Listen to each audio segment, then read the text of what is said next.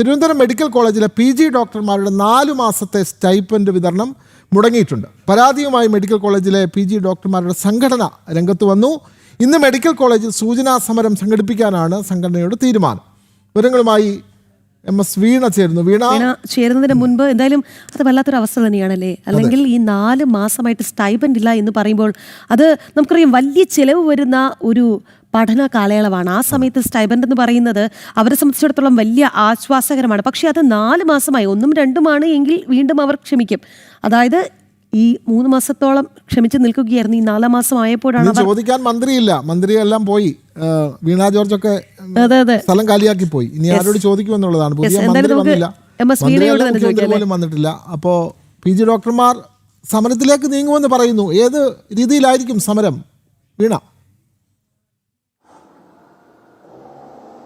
വിനോദ്, നമുക്കറിയാം Thiruvananthapuram medical college ആശുപത്രിയെ സംബന്ധിച്ചിടത്തോളം ദിവസം തോറും ദിനംപ്രതി മണിക്കൂറുകൾക്കകം തന്നെ നിരവധി രോഗികളാണ് ചികിത്സ തേടിയെത്തുന്നത്.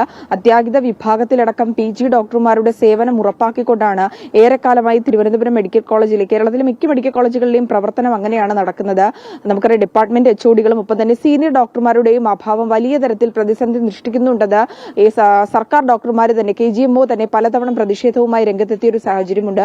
ഈ അടുത്ത കാലത്ത് തന്നെ ഈ ചൂട് കടുത്ത സാഹചര്യത്തിൽ ഏതാനും ദിവസങ്ങൾക്ക് മുമ്പ് തന്നെ ഈ പാമ്പ് കടിയേറ്റ് നിരവധി പേർ എത്തുമ്പോൾ ചികിത്സയ്ക്ക് എത്തുമ്പോൾ തന്നെ KGMOയിലെ ഡോക്ടർ പ്രതിനിധികൾ ആ ഒരു സംഘടനയുമായി ബന്ധപ്പെട്ട സർക്കാർ ഡോക്ടർമാരിലെ സീനിയർ ഡോക്ടർമാർ തന്നെ പറയുന്നത് കാര്യം ഡോക്ടർമാരുടെ എണ്ണത്തിൽ ഉണ്ടാകുന്ന അഭാവം അത് വലിയ തരത്തിൽ ബാധിക്കുന്നുണ്ട്.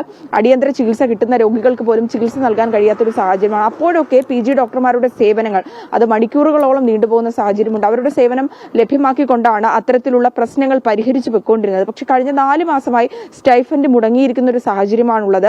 അതിനാൽ തന്നെ പരാതി നൽകി നിരവധി തവണ അധികാരികളോട് പറഞ്ഞു, നടപടിയെടുക്കാത്തൊരു സാഹചര്യമുണ്ട്.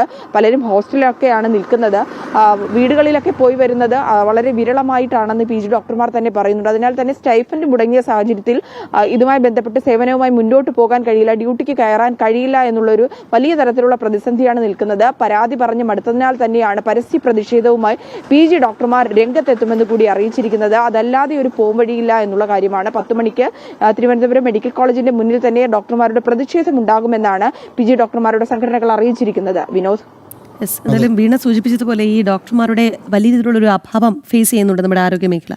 ആ സമയത്ത് ഈ PG ഡോക്ടർമാരുടെ ന്യായമായ ആവശ്യങ്ങൾ പരിഹരിച്ച് നൽകുക തന്നെ വേണം. കാരണം സാധാരണക്കാർ, പാവപ്പെട്ടവരൊക്കെ തന്നെ ഇത്തരത്തിലുള്ള സർക്കാർ ആശുപത്രികൾ, മെഡിക്കൽ കോളേജുകൾ ഒക്കെയാണ് ആശ്രയിക്കുന്നത്. അവിടെ എത്തുമ്പോൾ ഡോക്ടർമാരുടെ സേവനമില്ല എങ്കിൽ അവർ വളരെയധികം കഷ്ടപ്പെടും. അത് ജനങ്ങളെ കൂടി ബാധിക്കുന്ന വിഷയമാണ്. അതുകൊണ്ട് ഈ ആശുപത്രികളുമായി ബന്ധപ്പെട്ട, ആരോഗ്യ രംഗവുമായി ബന്ധപ്പെട്ട അവരുടെ ന്യായമായ ആവശ്യങ്ങൾ പരിഹരിച്ച് നൽകാൻ ബന്ധപ്പെട്ടവർ തയ്യാറാകുക തന്നെ വേണം, അല്ലേ?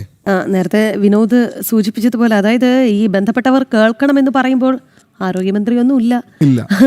ഈ കപ്പൽ ആടി ഉലകിയില്ല എന്ന് പറഞ്ഞ് കപ്പലിനെ മുക്കിയിട്ട് ആരോഗ്യമന്ത്രിയും പോയി, മുഖ്യമന്ത്രിയും പോയി, അല്ലേ? പുതിയൊരു മുഖ്യമന്ത്രി എത്താൻ ഇനി മാസങ്ങളോളം എടുക്കുമോ എന്നുള്ള ആശങ്ക കേരളത്തിനുണ്ട്. പുതിയ കപ്പൽ വരണം. അതെ, പുതിയ കപ്പൽ വരണം.